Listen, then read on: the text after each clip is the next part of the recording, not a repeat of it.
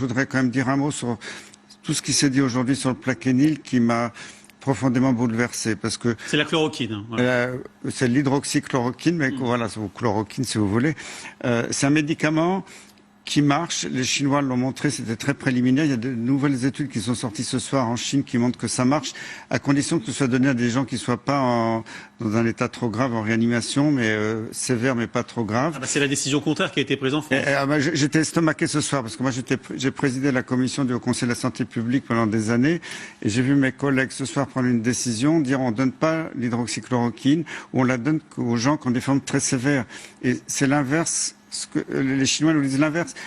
Si on donne ce médicament à des gens qui sont en réanimation en train d'asphyxier, c'est trop tard. Et je comprends pas comment. Et on est en train de mettre en place en France un essai qui s'appelle Discovery, ou même en Europe, avec des collègues infectiologues que je respecte beaucoup, mais qui, dans les groupes, parce qu'il y a un tirage au sort entre des groupes, différents traitements, il y a un groupe où les gens n'ont pas de traitement du tout. Et ça, je trouve ça d'un point de vue éthique inacceptable. Je comprends tout à fait les tirages au sort, les placebos, l'absence de traitement dans certains cas quand on a le temps. Mais là, on est une médecine de guerre. Il y a des gens qui vont mourir dans les jours qui viennent et leur proposer de signer un papier en disant vous avez peut-être une chance de ne pas être traité. Je suis très choqué. Honnêtement, je ne comprends pas comment les autorités suivent ces recommandations alors qu'on sait que le Plaquenil marche. Maintenant, on commence à avoir de plus en plus d'évidence de par le monde. D'un mot, Maurice. D'accord, mais qu'est-ce qui s'est passé? Parce qu'effectivement, pour des non-spécialistes comme moi, j'avais lu depuis des jours et des jours que ce médicament pouvait être efficace justement dans des cas où le malade n'était pas encore très atteint.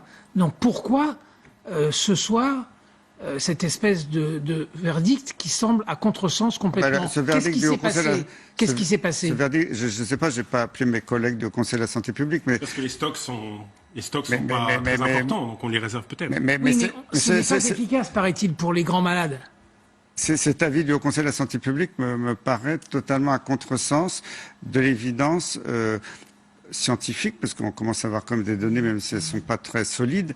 Je reconnais quand Didier Raoult à Marseille et les autres ont été attaqués en disant vos données ne sont pas très solides, il y avait 24 malades. Et sur ces 24 malades, il y avait quand même de la documentation de la baisse du virus dans les prélèvements. Didier Raoult, c'est pas un idiot, il a quand même fait preuve de son génie scientifique, il a toute une équipe derrière lui qui le soutient. Et je n'arrive pas à comprendre comment on dit tout ça, ça n'a aucune valeur. Et il faut une étude avec tirage au sort sur des milliers de patients avant de conclure et que les autorités suivent des experts qui, à mon avis, les fourvoient, parce que là, on voit bien qu'ils les fourvoient. Moi, en tant que médecin, ça me fait mal aux tripes. Et aujourd'hui, j'ai appris que la direction de l'assistance publique hôpitaux de Paris, dont je dépends, a dit on stoppe les fournitures de Plaquenil aux hôpitaux, dont le mien, parce que tous les stocks doivent être réservés à l'essai Discovery, où il y a un tirage au sort avec des gens pas traités. Moi, je dis stop.